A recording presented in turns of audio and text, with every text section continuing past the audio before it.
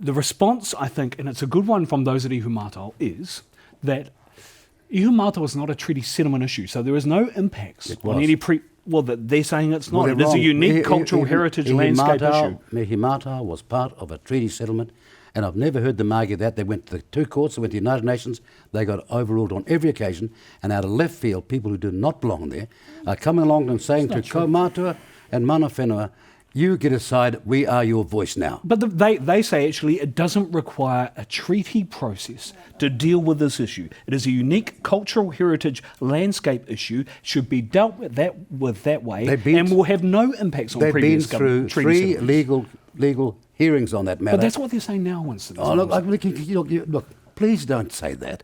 If you've been to the court 3 times and all the way to the United Nations and failed, maybe, just maybe, your argument's not strong enough. But I look at the old Kaumātua there who got pushed aside. I saw him on television saying to Pania, you're talking about Wārena Taua. Yeah, well, he said, he also, look, sorry, hang on, I'll deal with this.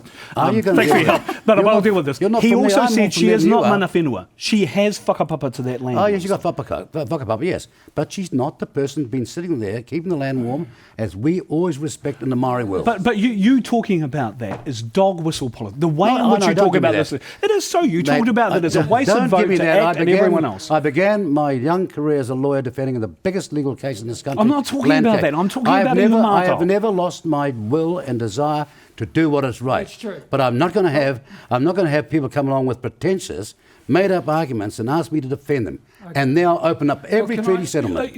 Willie Jackson, are you the government of not good enough, not quick enough, not fast enough? There should have been a solution for Ihumātao before this election. It hasn't happened. There's a few questions there. We have got it into a better position, and along with the Greens, we've been very supportive of the people out there. With respect, Winston doesn't know what he's talking about in terms of the treaty settlement. There will be no precedent if we go down that track after the election. We have been working at the coalface with the protesters. We've been working with Kingitanga. I've said to people, if National was in, Shane's mates would have dragged those Māori people out of Ihumātao by the throat. That's just the reality. But what you have with us is some protection. You had a Prime Minister who moved in. This Prime Minister knows a little. This Prime Minister knows what she's talking about. We have done the research. Not on that issue. This is not a precedent in terms of treaty settlements. But to be fair, Willie, the Prime Minister inserted herself in that process a long time ago. That's right. There should have been an answer, and you didn't get it done. No, well, you're going to get an answer because we're working through this, and they're in a much better position than they'd ever have been if Shane Reddy's national government were in place. And this is tough territory. You know, you've heard this Deputy Prime Minister today. It's not easy to work through these things.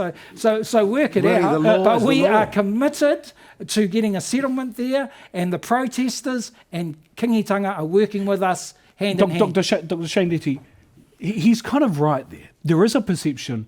In fact, actually, it's not a perception. Consistently, all the way through the leadership changes that have happened in National, there's been one approach to Ihumātao. There's not going to be a settlement no matter what happens if National becomes government. That's correct. Our position is clear, wrong. And I tend to side with Winston here, I'd have to say. Our position is that for Ihumātao, it's really simple. 2 words: build houses. They don't back the Maoris, and we'd make the point that more houses have been cancelled at Ihumātao than been built with Kiwi Build. One thing on the law. And so that is our party position, and we stand by it. Shane, on the law, look, please do not have this argument here when it's not right, it's not fact, it's fake news. The reality is, in the Tainui settlement, and I was in Parliament when that happened, we settled on those issues. Please don't tell me it was not part of a Waitangi settlement. Then why does it when it was? Okay, so Shane, I want to come back to Shane. Because you guys want it. So, because we've already he wants it too. Hang on. I thought I was a facilitator here. You go right ahead. Shane, again, the point is that this is not a treaty settlement issue. There will be no impacts on any other treaty settlements if you follow the process. We would have disagreements with that, I'm afraid. Why would you have a disagreement? We just disagree. Our position's clear. It is a heritage. And furthermore, why is this taking so long? How quickly after the election is this suddenly going to be resolved? This just smacks more and more of politics. Too long. Should be resolved now. Tell us the answer now if you know it. Otherwise, it's politics. Okay, we've heard that for a long time, my friend.